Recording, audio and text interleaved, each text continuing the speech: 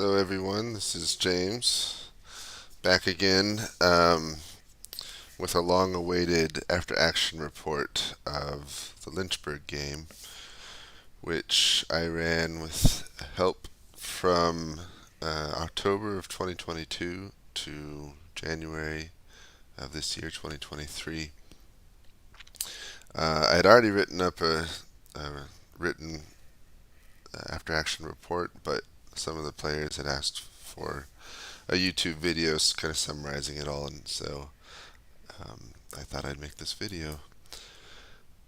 So, what was this game? So, in normal Kriegsspiel style, we had two teams. This scenario was designed to approximate the historical Battle of Lynchburg in many ways. The Union is tasked with disabling Lynchburg as a rail hub and a supply depot, but as they're arriving, they're low on ammunition and they don't know the enemy's strength. The Confederacy has a difficult task of defending Lynchburg, but the main strength of the army won't arrive until night. And the armies were organized, not entirely historically, but in interesting ways, which may have played out differently for them. So the Union had divisions that were purely dedicated to cavalry or infantry, and the cavalry are more concentrated. And they also have their artillery gathered all under a single commander, whereas the Confederate divisions are more mixed. The Union was told that General Grant had ordered their Army of West Virginia to move up the Shenandoah Valley or south and to destroy the Confederate Railroad Hospital and Supply Center at Lynchburg. So Hunter, who had about 16,000 men, are headed south from Staunton for this goal.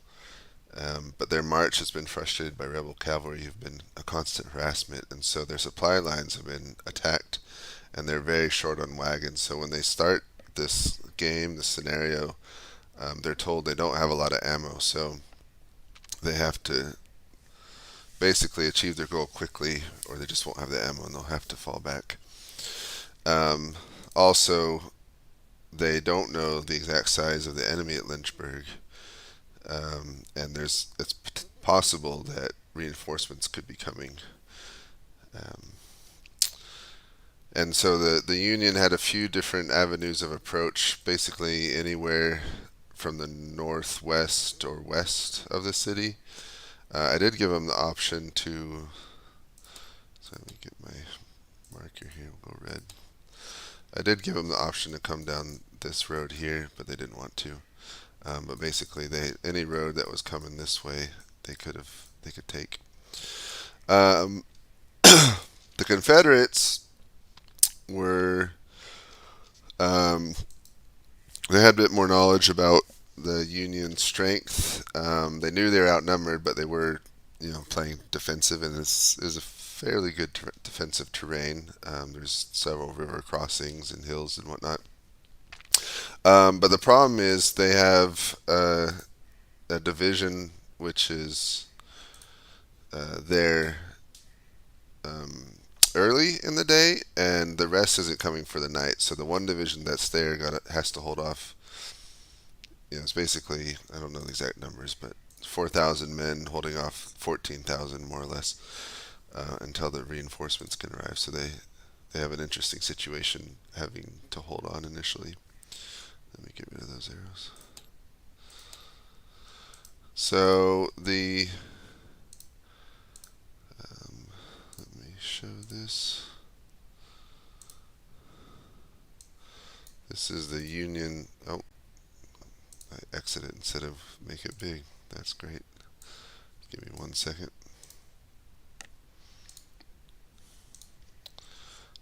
Operator error, technical difficulty.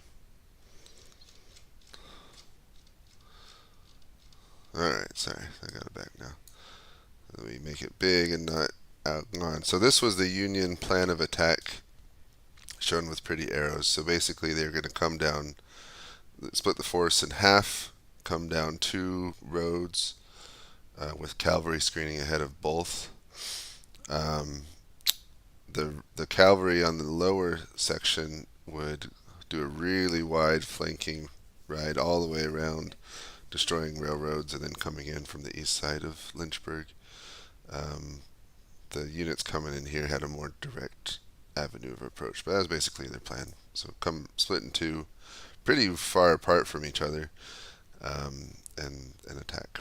The Confederate plan uh, basically split in this way between the three brigades and block their attack and buy time for the reinforcements to come. So I'm going to show the different states of the battle and time periods. Just kind of talk through what happened. So first of all, I should give credit to Damon for uh, making the map. I think it's originally from Library of Congress, but he colored it and cleaned it up, and it looks absolutely beautiful. And when I think the Lynchburg map was one of the first locations that the IKS had a battle on, and I think it was, I remember, if I recall right, it was the first YouTube video I found of Kriegsspiel Society before I'd even joined it. When I was just investigating what Kriegsspiel was, I found a video about a live battle on the previously made map of Lynchburg and thought it looked super cool. Um, and so when Damon made this second one, he cleaned up the first one, recolored it, made it look even better. I really wanted to do a battle on it because I don't think anyone else had, and it's just such a good looking map. I really love the varied terrain. You got all sorts of roads all over the place, but lots of hills, forests, creeks, rivers. It's a good versatile map. Very typical for the Civil War, and so it's great. Good place to have some fun battle, fun scenarios. So anyway, back to the battle. So this is how the Confederates were deployed. Let me get my marker back out again. So there's this small creek here, and so the little infantry that they had, they basically deployed at the three crossings, expecting them to come from the northwest. And then they sent out their cavalry down this road and this road to kind of cut them off and slow them down. They weren't expecting the Union to be so far deployed. I fast forwarded things just to basically first point of contact. So the Union was already here on the Lexington Turnpike, and so that, as you can see, they're already starting to skirmish with each other. This is at 6:30 in the afternoon. So they made contact with the unit in the north. This column is marching on, as I showed in their plan. They're doing this wide march. They got cavalry screening ahead. But this, as you'll see, this cavalry unit is going to run into the rear of that marching column and fight them. And then the rest of the Confederacy are, that's not where they really are. They're on trains heading this way. So let's fast forward maybe an hour or two. Let's go, let's see, we did 6:30. Let's go to 8. Should have some fun by then. Alright, so, yep, by this point, the rebel cavalry had run into the rear end of this this division, and so Taylor is fighting kind of a rear guard, trying to hold them off. But it served, there wasn't many casualties, but the attack here, they ended up, they'd gotten about this far, and then they turned around to go fight them, and so it served to slow them down and distract them, putting them several miles behind where they would have been otherwise.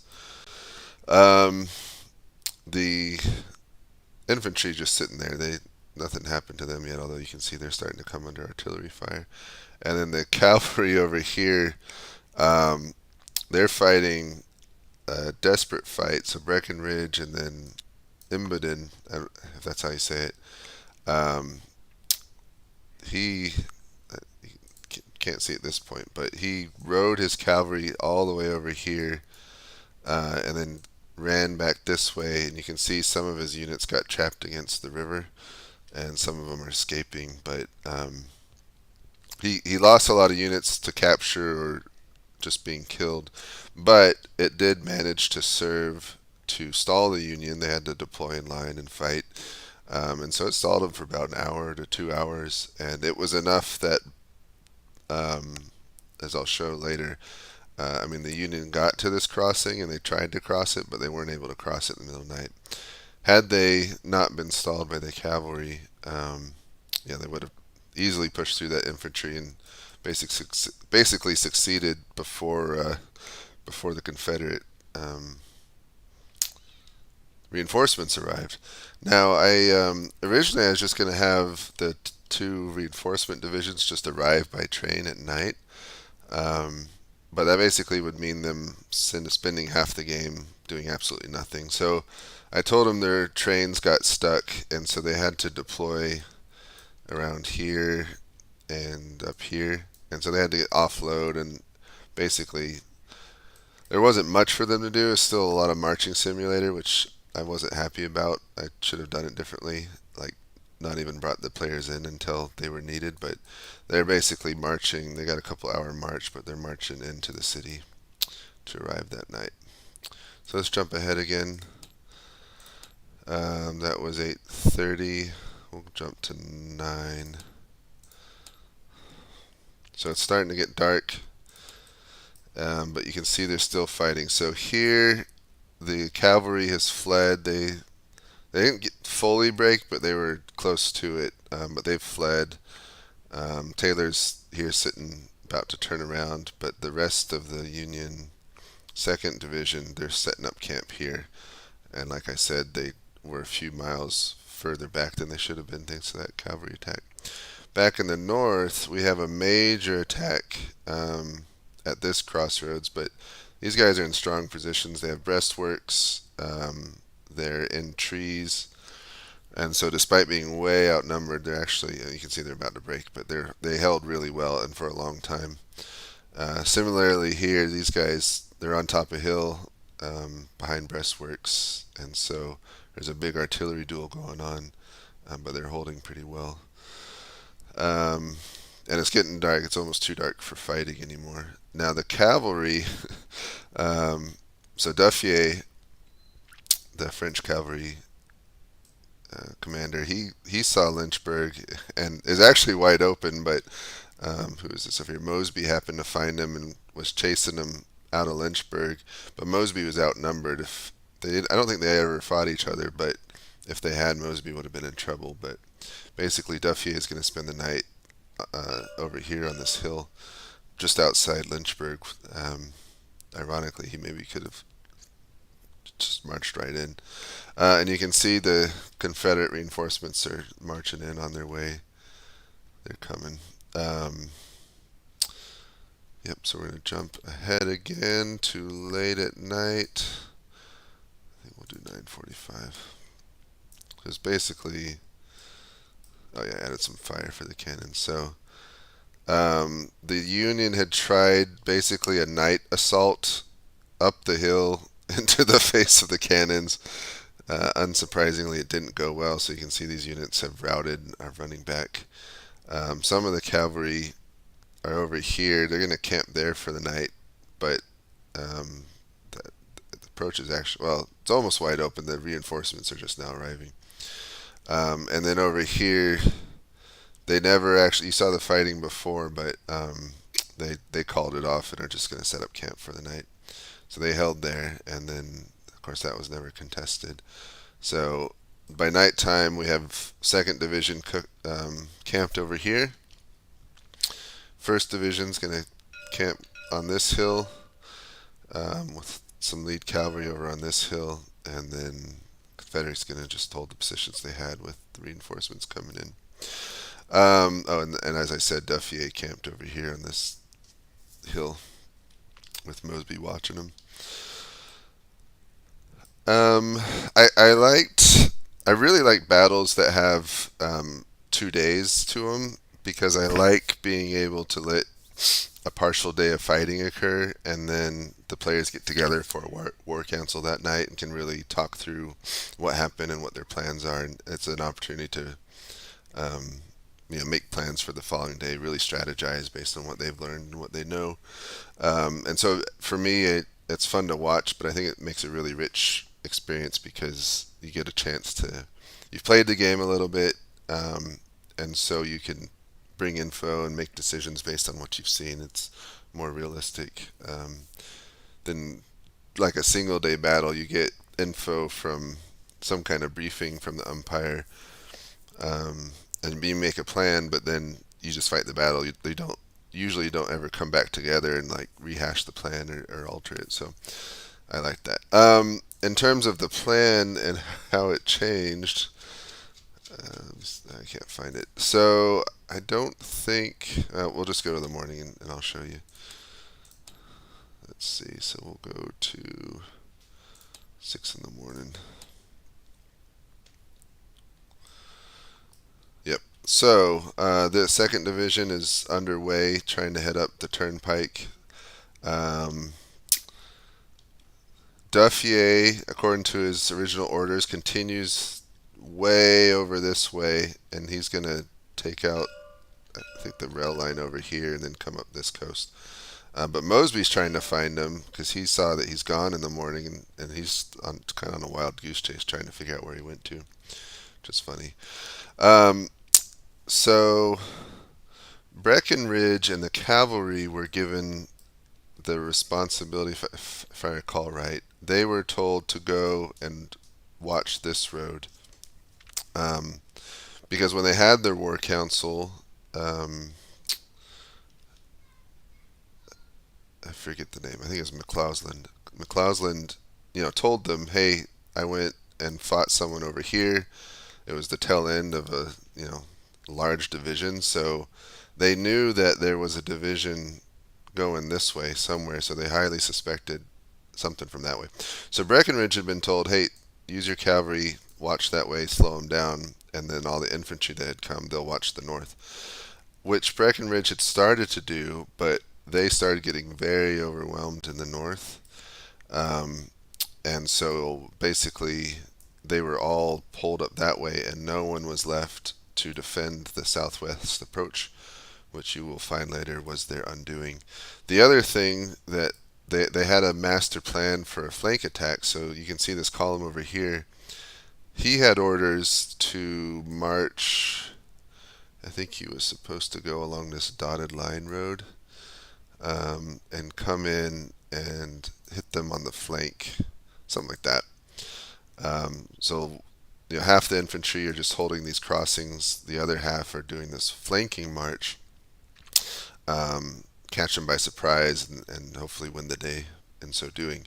But they made the wrong turn. They didn't turn there, they turned here, which added a few miles to the march and a few hours, or maybe an hour, delayed it an hour, and you will find that that delay was also their undoing because that flanking attack, while effective, just really came too late, and by the time they came around and hit, the rest of the army had already been destroyed. So we're going to jump forward a little bit to see that. Let's see, that was 6, so we'll jump to 7:15.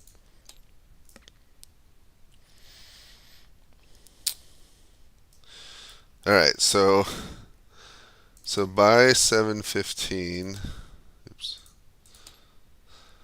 this column had come up the road and saw an undefended city, all the wagons, supply wagons sitting there. So they're just rushing up, and as you can see, they're starting to engage. Already, there'd been a lot of fighting all along here. Averill and Wells had been fighting over here, so the Union had already pushed pretty hard. They destroyed a supply depot there, another supply depot there. Um, and so the Confederates had taken a lot of losses, but they're still holding the city. The Confederates, as you can see here, they'd been pushed back off this forward deployment area, but they're not too far back there at the edge of the city. This crossing here They'd held a long time under Wharton, um, but finally a flanking attack came over here, led by Hayes, and so that flanking attack's going to roll them up and capture a lot of men and send the rest of them running. So this defensive position's about to be run. So um, overall, the Confederates are still holding early in the morning, but they they've taken a lot of hits. And then this division, flanking division, you can see where they are now. So it's, I forget what time that was, 7:15. So they're arriving now, almost ready to attack, but already the part that was defending. I mean, these guys are wounded, disrupted. They're in bad shape, and this is now attacking. So we're gonna fast forward again. I think that we'll go to the final state and just see how it ended up.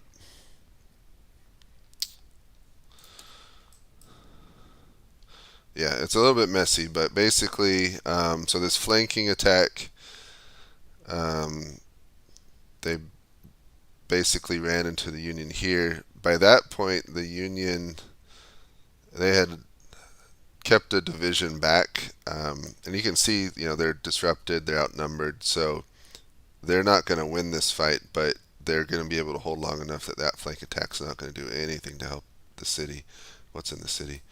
You can see Wharton's men have been almost, well, they were captured. I guess the rest routed, or routed units went somewhere. Oh yeah, there's the routed units. So they're actually getting attacked in the north by a brigade from that division. But in the city, that's where all the chaos is happening. So this wide flank attack division, of course, caught them by surprise, completely won, just rolling them up. And then now they're starting to stream into the city, and everything that was in the city, they're just trying to get out to safety at this point.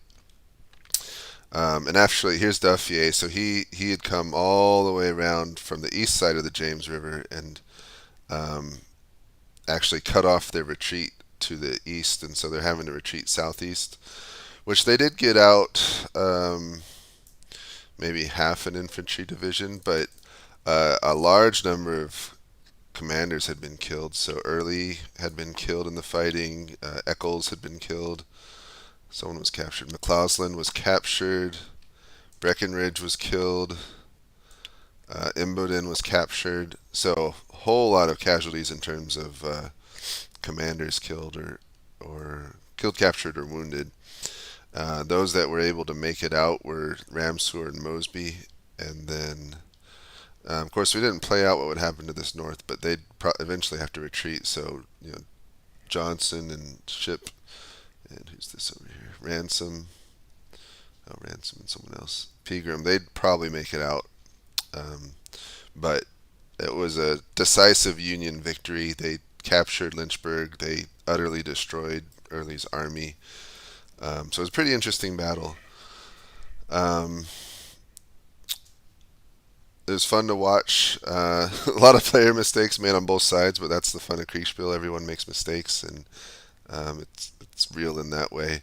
It was a lot of fun to umpire, and I hope you enjoyed watching overview of what it was like. And if you are not in the International Kriegsspiel Society and you'd like to be, look up our website. I think it's in the description.